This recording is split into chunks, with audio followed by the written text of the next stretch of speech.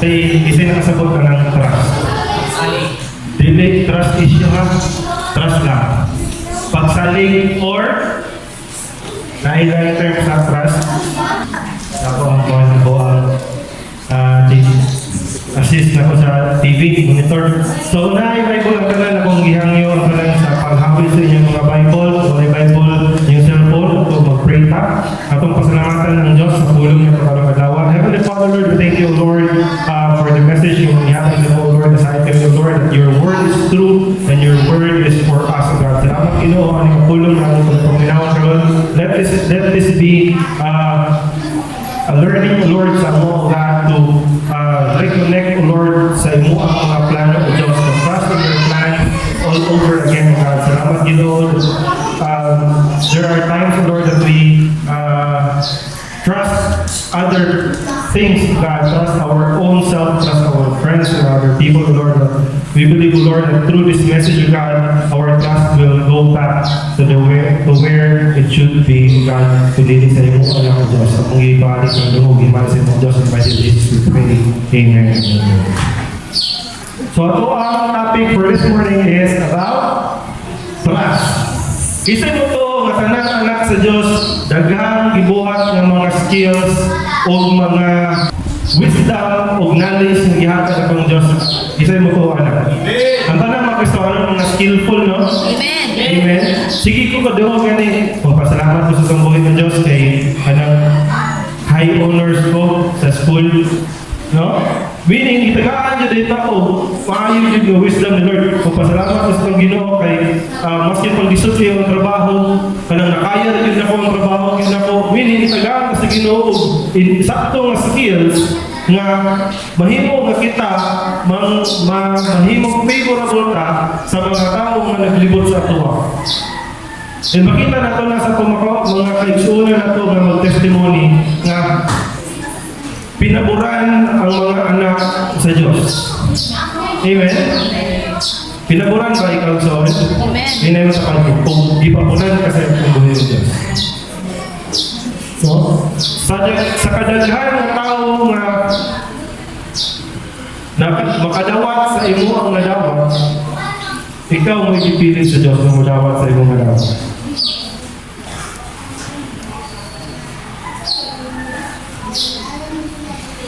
Everything na ato ang nadawat igsoon, everything we work or having a good deals sa ato ang kinabuhi, kana nga tanan dili na to na mabuhat pinaagi sa hard work lang. Dili na to na mabuhat sa ato ang kaugalingong pagpaningkamot lang. Ano man? Daghang kang nadunggan po nga mga stories in life na uyon sa maskin pag-usaon akong paningkamot, dili yun ihapon ko mo asinso. Maskin pag-usaon akong paningkamot, Lord, dili yun ihapon makitan sa management na ako ang kagugi. Muna na manarbaho na ako, so na lang. Manarbaho ko, chill na lang. Ano man, orang ihapon, dili yun ihapon makitan sa management, ako ang limpyo. Ako ang pagpanglimpyo, maski wala ako amo.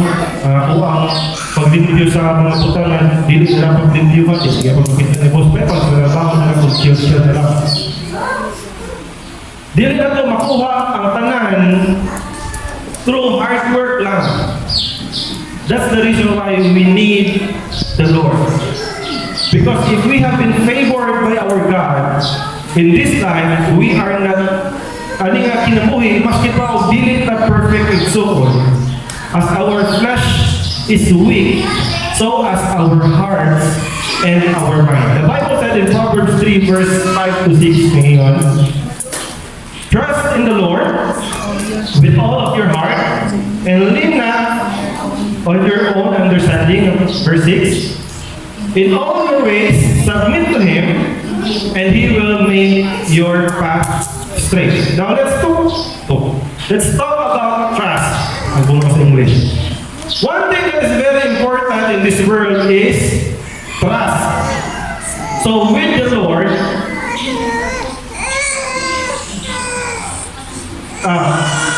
the most important thing, ani ang kalibutan, is trust. Dili lisod na kayo ibalik. Amen? No? Pag-ingon ni Bongbong Marcos nga, dili ni musugot nga imbestigaran sa ICC si Presidente Rodrigo Roa Duterte. Then, pakalit-kalit lang, ipadagan dito sa aeroplano, ipalupa dito sa ICC, siningon ni sana, wala ni kabalo nga nahitabo na siya. So, ang trust ng gihatag sa tao sa iya, pagbalik ng istorya, wala na. Ano man, lisod kayo ibalik ang trust.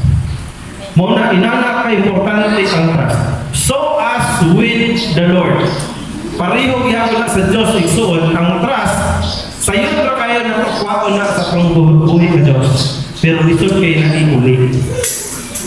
Psalms chapter 146 verse 3 to 4. God also warned us not to put our trust in men. So in Psalms 146 verse 3 to 4 naging siya, do not put your trust in princes, in human beings. What's na princess? Princess. Dili sa princess nga double S ha, princess double S is babae. Princess is mga prinsipe. In short, mga nasa taas.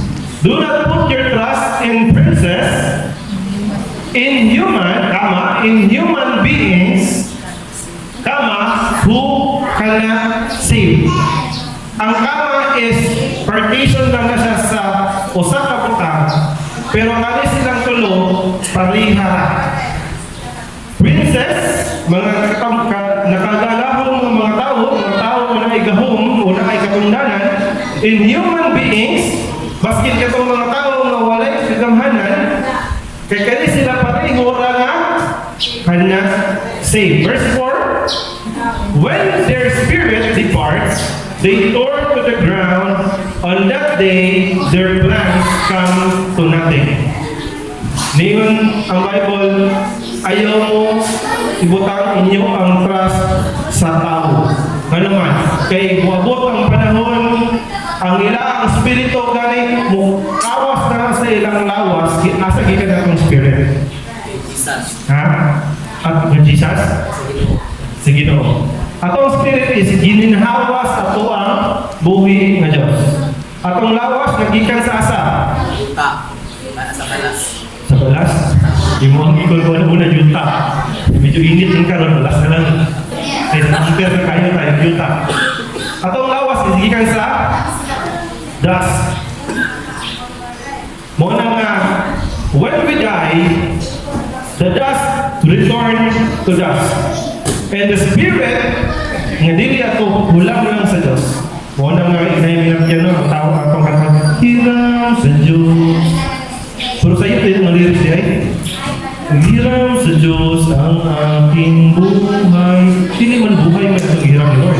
Ang gihapon ni Lord sa ito ay siya ang spirit. And that time, gibugahan sa Diyos ang atong nostrils, pinaagi sa iya ang spirito, ang ato ang kalag na patay na himong living soul.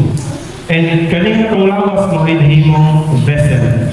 So, kaning niya, ikuha na sa Diyos ang iyang spirito, atong lawas mabalik sa ground. Pagbalik sa atong lawas sa ground, on that day, ang tanang plano sa mga tao will come to nothing. Maskin pag ngayon ka, yes, nano ko'y plano para unsaon mahimong milyonaryo. Nakuha na nako ang saktong computation sa mugawa sa loto. Mudaot na dyan ko ano 55 million pesos. Sa may makpo na maximum karon? Pila ka milyon na ng loto? So, makatubang na ako yung tiktaya siguro. Kira mo kasi dito tubang kaya siguro. Matikat ko. Butang ito, 100 million. Kamera ganang 100 million. Pinakataas sa tapo yung nabot ko. 300 million. Apalo na kung saan sa mahimo kong dato. Pero, before that day na nahimo kang dato o nahimo ni mong buhaton ni mong mga plano para mahimo kang dato, namatay ka. Gikuha sa Dios ang imo ang espiritu unsay nahitabo. Tanan nimo plano na himo nothing.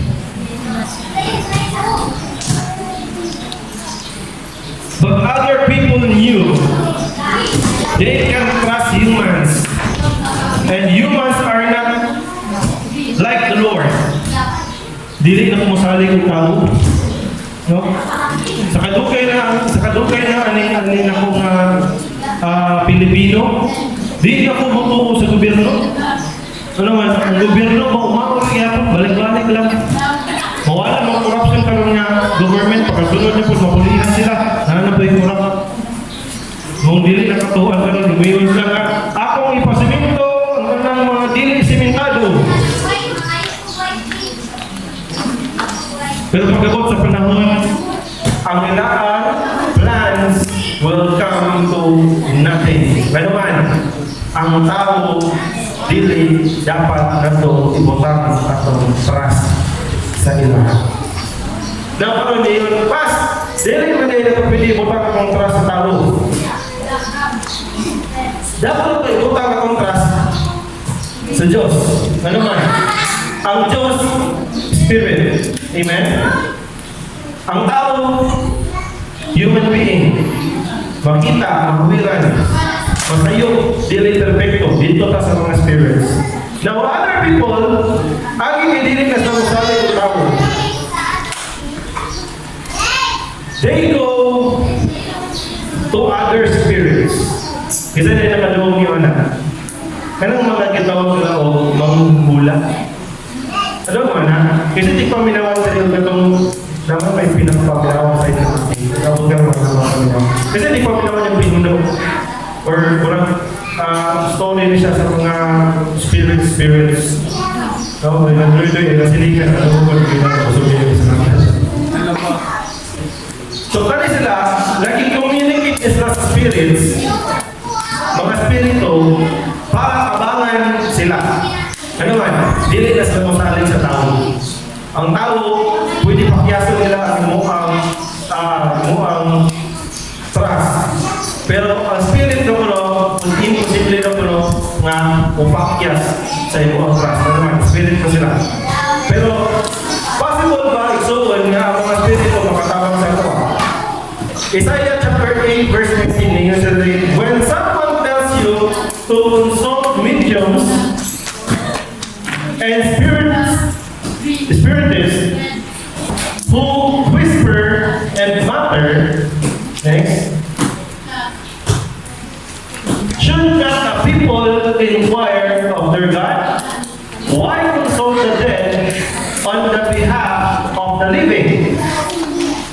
Now, we can see, alin niyang versikulo suon, Isaiah chapter 8 verse 19. Nasa unang pa na yung panahon, naana di ay ng mga mediums o spiritists. Sa ato ang version karon natawag na is spiritista. Ang medium, kung gitawag ng medium diyan sa unang panahon, gitawag na to karon no? Medium rehab. Kasi kabalo sa medium. Kabalo mo sa medium. Ang sunod sa large, medium. Ang medium is mga tao nga musugot na gamiton ilang lawas sa mga espiritu aron mastorya nila ang mga tao nga patay na. Kinana ang medium. Kanina ay panahon na nakaiwan tawag karon mo siguro ng nangyari. Pero what nakabalo, in the days before, wala pa naabot ang tong generation na anadayin sila. Mga espiritista o mga medium. Niyon sa Drio, klaro kayo, niyon siya, who whisper and mutter. Kabantay mo ng mga espiritista, ka ng mga kusturya ka ng mga duwindi, mga singbin, mga usunod sa panahon mga malalang mananap. Kabantay mo nila, same sa istorya sa Bible, tama ang Bible, di ba? Kaya yung Bible, una pa rin sa requirements na rin ako. Ngayon siya, who whisper and mutter. Kabantay mo na mo, anas, no?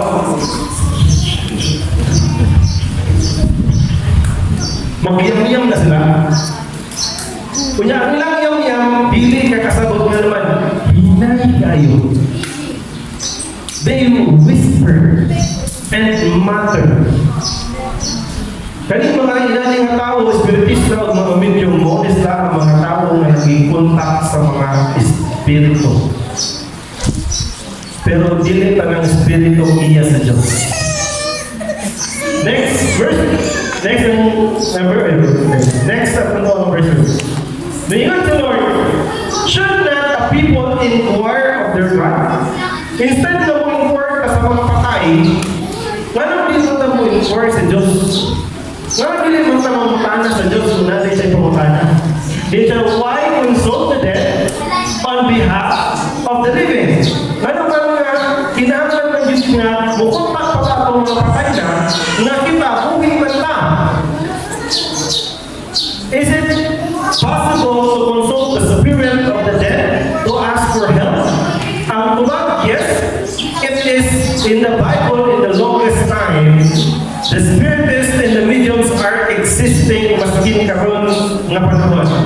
And what they do is they contact the dead to ask something they want to know.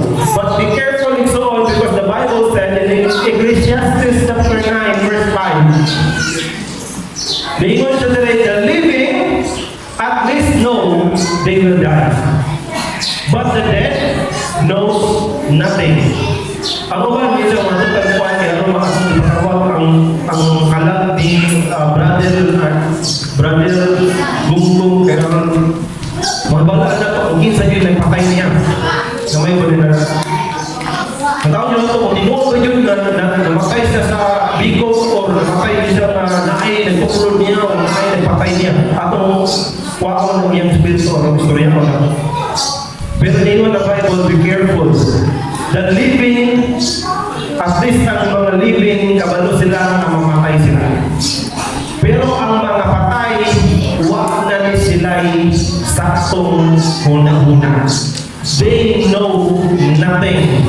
Ano man, ang spirit, dili na sa para sa tao nga naapay brain. Spirit na lang na sila. They have no further rewards, nor are they remembered. Wala na'y nakadumdum sa ilang. Next. Ngayon, verse 4, there is hope only for the living.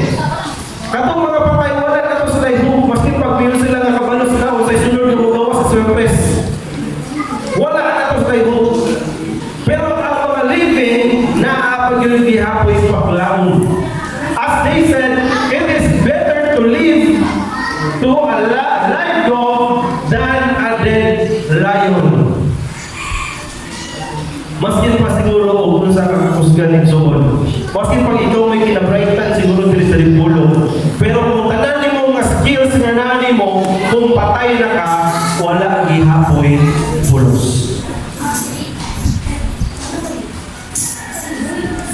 Dapat lagi ka. Pero nahanap ka gilubong dito sa cemetery. Kanya ang imong daw nga pulubi, hantod karon nga nalakang iyapon ng basura.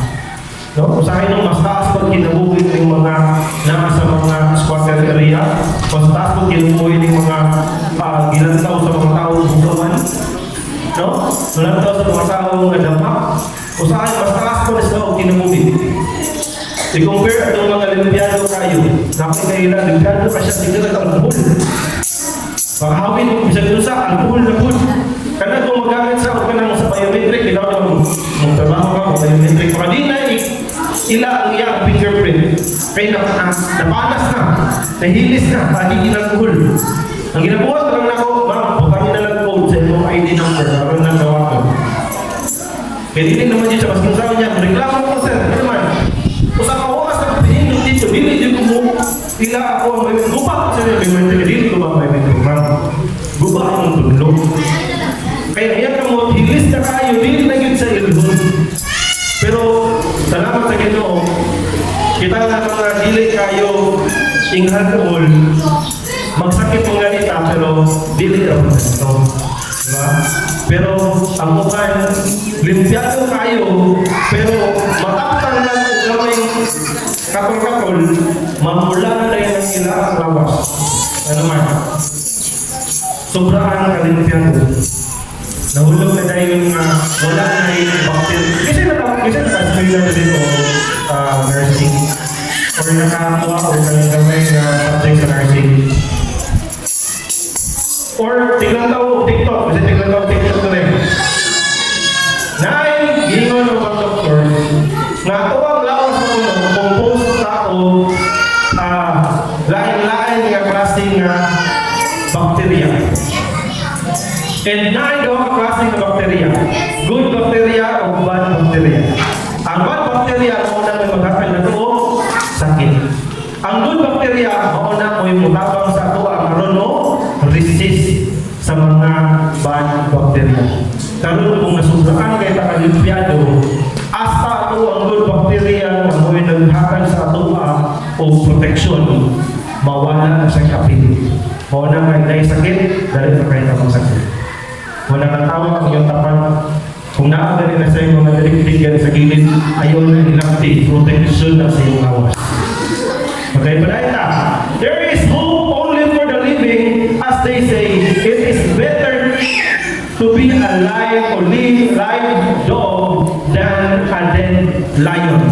Maskin pa kung saka ka maayong tao doon, ka-bright, ka-skillful, if you are dead, then wala na dun kay mahimo.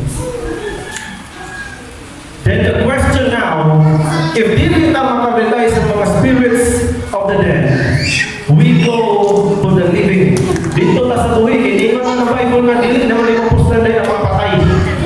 Basi pag nangawag kang mga spirits, wala na yung pulos ihapon. Dili na sa mga spiritista. Isa pa yung mahilay yung mga spiritista ka nga. Mga Christians. Mga Christians ang mag-uupunis ng mga spiritista. Nga, wako ka ba doon? Ayaw mga spiritista. Ano dito? Lamayan na yung aktang.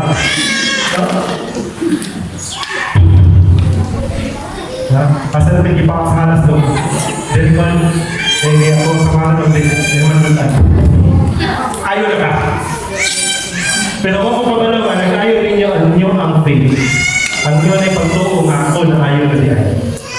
Naayaw kasi mo ang pagtuo, nakabayad pa dyan ka, nanulutan pa dyan ka. So di na naman itong mga espiritista. Now, kung dili pwede sa mga patay, dito kamuha ito sa mga buhi. And when we rely on something living, usahay dito kamuha ito sa mga kusgan. Amen? Kung ganahan ka mo rely sa mga isa na may tingnan ng eskwelahan na rin ng eskwela. Tanan siguro na kaging eskwelahan, no? Basta ting-exam na gani, basta hapit na mag-exam, tanan na mga estudyante nga wala katoon, ang ilaang saligan is ang kinabraytan. Tama? Maghilog na rin ang tapad ni Brian. Ang katong magpalikod-likod sa klase, matingala ka na sa front. Ano ba? Dito naglingkod ang kinabraytan. Kung mo-rely mo na rin taong-taong igsoon, dili na yun na ito alang-alangan. Dito yun na sa pinaka-the-best. Tama? Kaya po yung magsalig ko ni mga ay dili na ko alin niya ako ka o mag-isa na naman wala tipulos. Diba? Dili ko siya gawin na. Dili ko alin niya ako naman maayaw kayo isa. Kung mag-racing magaling mo o sakyanan mo yun nga na dili ko alin niya mo kuyog na naman surbol na yun niya dapat yun siya. Kung nakadali kayo in-creative yung mga naan dili ko sa Lakers na naman dili kayo mga maayaw sa Lakers. Manigurado yun ka na ako ang saligan o butanan sa atong pagsalig is katulad yung mga maayaw. Amen? Totoo ba mo na? Isa na yung one time dali ka ngayon ka dali ko mo mulaban kaya naman pilihan siya. Isa na. Sukan. Manigurado ka. So there are two endings igsoon. The reason na nang lingkod sa tapat sa mga kinabraytan is because we put our trust in that person. Anong mulingkod ta ang mga tao mga bright, tapat, kuyog, kay ako ang pagsalig, ngayon mupasar siya, mupasar po, ikaw.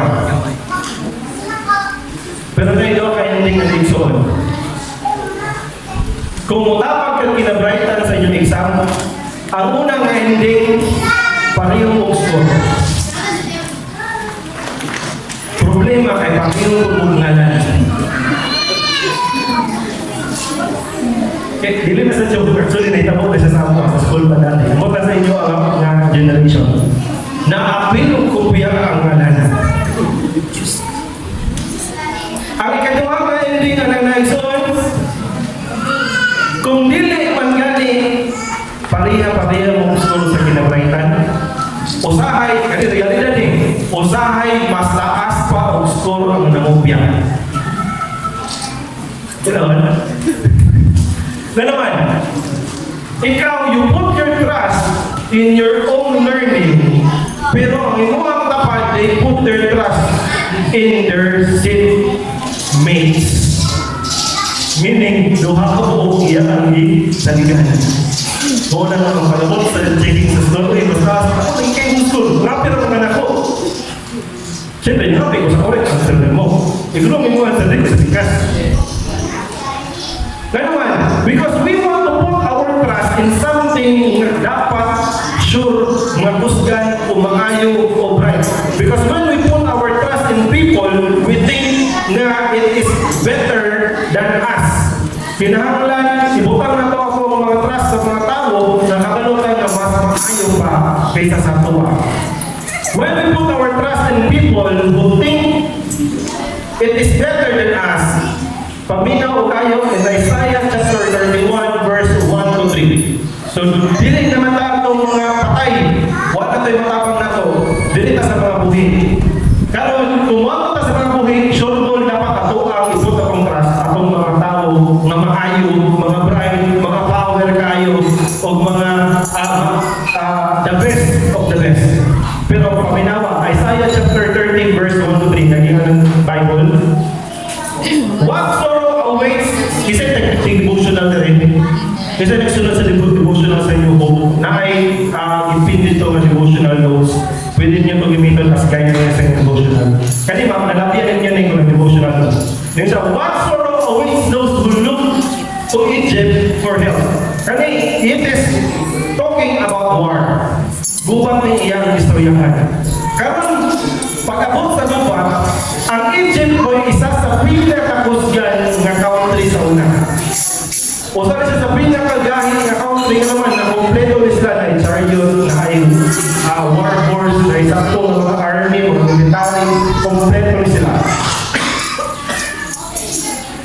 Pero ni mo rin, what sorrow awaits those who look to Egypt for help, trusting their horses, chariots, and charioteers. Next.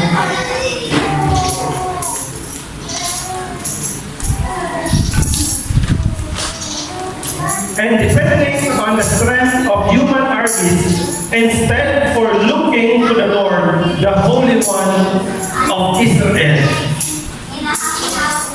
Verse 3.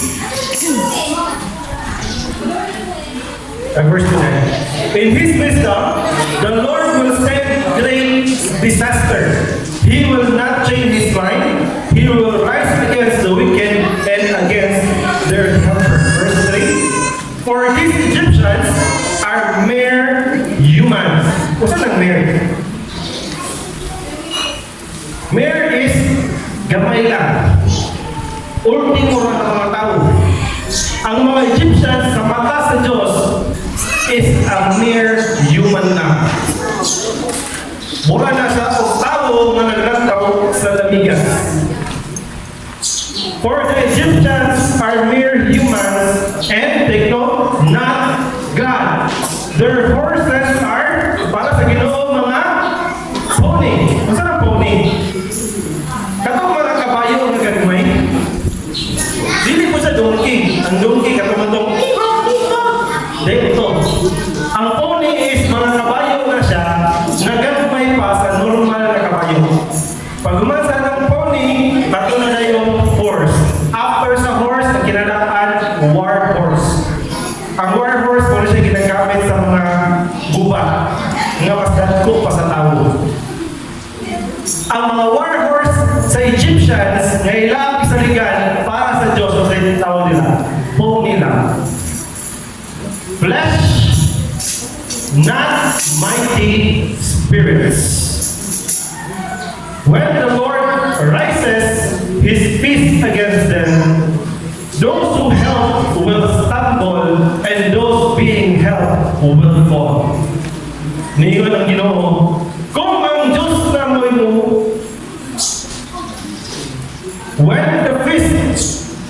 when the Lord rises his fist against them, ang Diyos mupili sa pakikaway aning mga katawhana. Paminawa. Those who help, katong mga nitabang sa mga Egyptians, will stumble. And those being helped, ang katong mga gitawakan sa mga Egyptians, will fall. In short, tanan na ni kampi sa mga Egyptians, damay-damay na kung si Lord na mo'y mulihong. Now, niingon na daan sa Bible, do not put your trust in princes and human beings. Egyptians is an example of princes. Mga tao na mga naikalundanan kataas pa sa uban. Pero niingon ang Diyos, little lang kayo na sila. Pony lang na sila ilang mga horses siya i-compare sa Diyos. Now, when it comes to war, Egypt is one of the strongest, if not the strongest in that time. So even the people of God, when they fight and think all their selves, they forgot the Lord and instead they go to the mightiest people to rely on them. Sa una, ang mga war o mga pagbubat sa unang panahon, pinaagi sa mga estratehiya. No? Kasi nagtatawag mga war movies na rin. Pasalida sa war. Before na sila magsugod o gubat, nasay na po kayo na table. Doon na mga table, na yung mga buntol, na yung mga tao-tao, na yung mga kabayo. Magsabot tayo lang ka ng mga general anak. Mga taki na dali sa pikas, pagkakot sa buntag, na yung pagkakaglamon, pagkakubang mga tao, dali na po sa pikas, mga taki. Magsabot ka sa kanan. O usa sa mga pangsabukan nila kung kinsa ang ila ang kaubanon o kinsa ila ang kontrahon. Kung mabot ang panahon na mangita yun sa kauban, ang ila ang pangitaong kauban katulong mismo mga kusgan ng mga country. For example, Egypt. In verse 2, the Lord will send great disaster. Pag-abot sa verse 3. In verse 3, verse 2, the Lord will send great disaster. Pag-abot sa verse 3, the last part niya siya, they will fall down and die. Last part. They will fall down and die together. Why? Because these people rely on human who is not God. If we put our trust in God, this is what you rely on. Kung ang pag-trust nila sa mga Egyptians, mga chariots, manong iyon na si Lord nga, puni lang na sila. Mga mere human lang na sila. Manaman, kusgan din ang Ginoo. Ato ang natawag.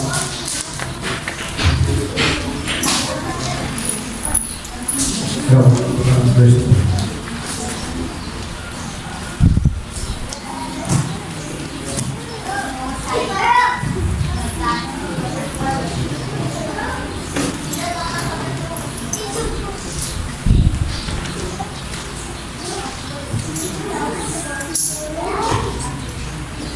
Second Kings chapter 6, verse 16 to 17.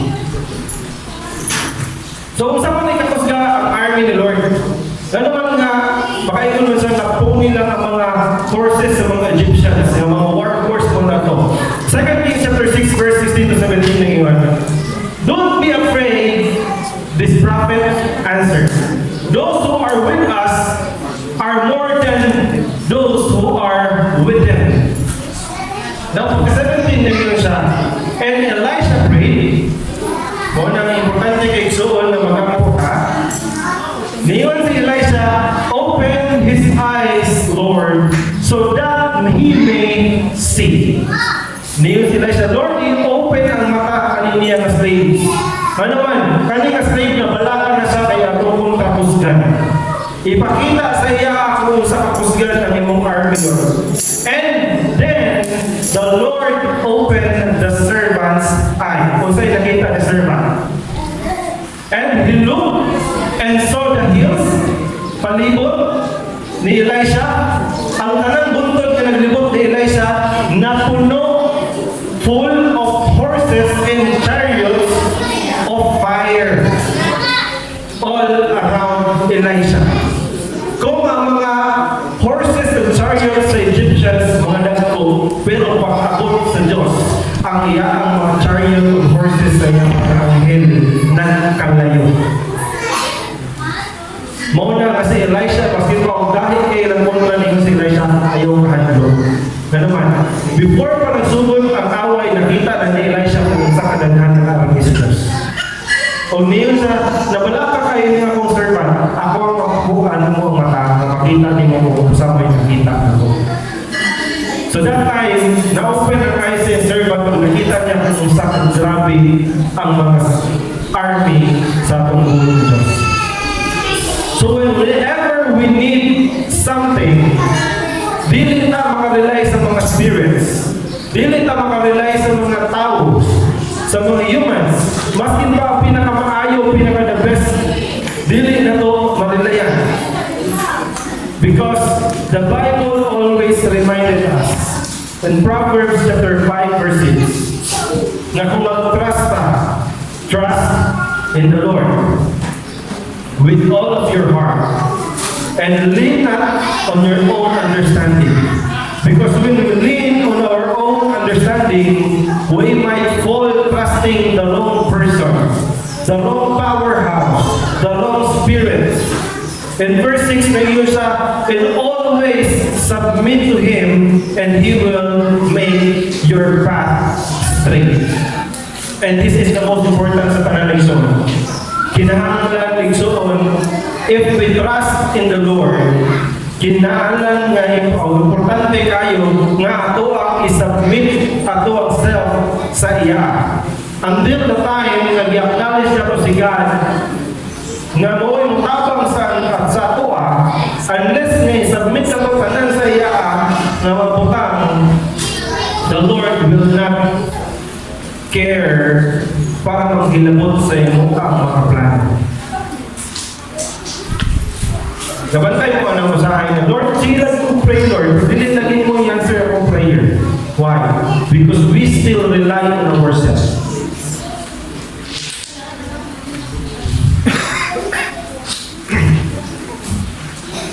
Lord, nagkinahanglan niyo ko, Lord, o pakatad di ka mo sa inyo na ako na, Lord. Pero agi kay wala din mo na-submit mo self na Lord kasi Lord na may bahala mo buhat sa iya pamaagi. Sige ka pangitang taong kautangan.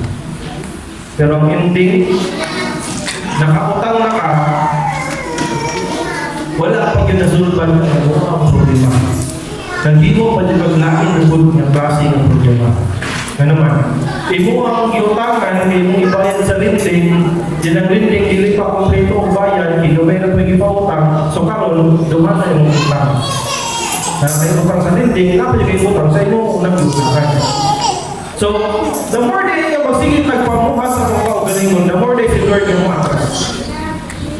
Dili siya manghilabot kung siya makakita nga ikaw nag-rely hapon sa imong kaugalingon.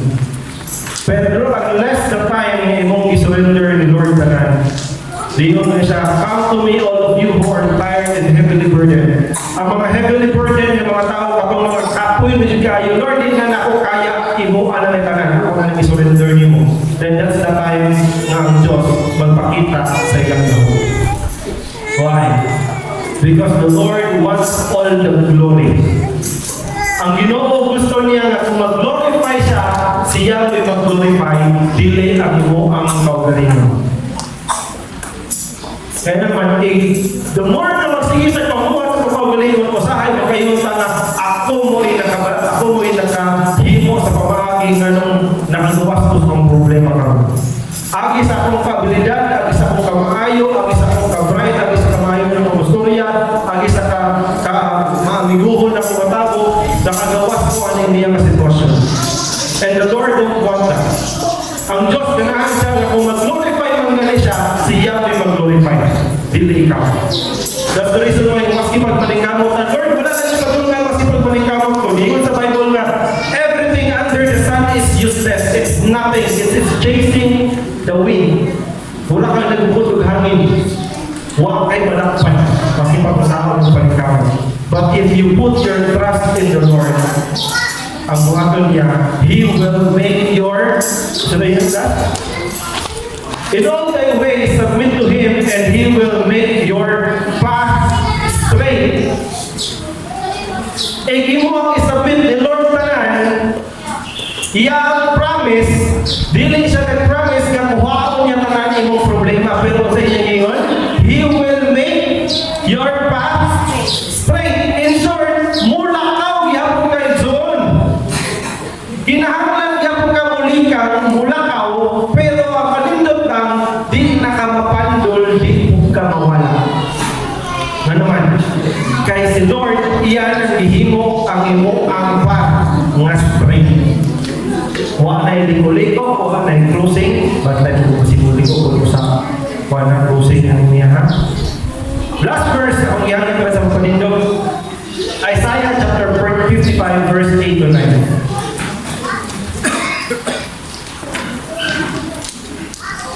We should put our trust in the Lord.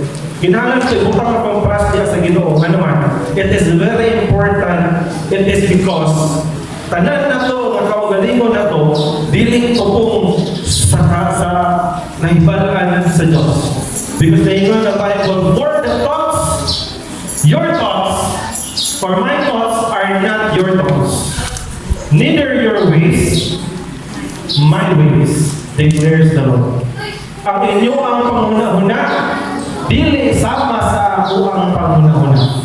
Ang inyo ang pamaagi, dili sama sa ako ang pamaagi. Nag-ingon ng Diyos. Next. As the heavens are higher than the earth, so are my ways. Higher than your ways, and my thoughts higher than your thoughts. Let us pray. Itong lupa mo ulo. Wala ang lugar, Diyomanan mo Diyos sa mga Ginoo, that you have warned us, the Lord, on putting our trust in mankind, and putting our trust in spirits, O Lord. Lord, sa mga Ginoo, ngayon mo aming ipasdanan mo Diyos, that the trust nga mo ang ihatag, O Lord, is safe and secure if sa imo ang ihatag, O Diyos. Lord, we cast all the things, Lord, na mo ang kabalakan ng Diyos sa Panginoon. And let me submit everything to you, Lord. We believe, Lord, that your ways is better than our ways. Your plans is better than our plans. Your thoughts is better than our thoughts. We are just a mere human, Lord.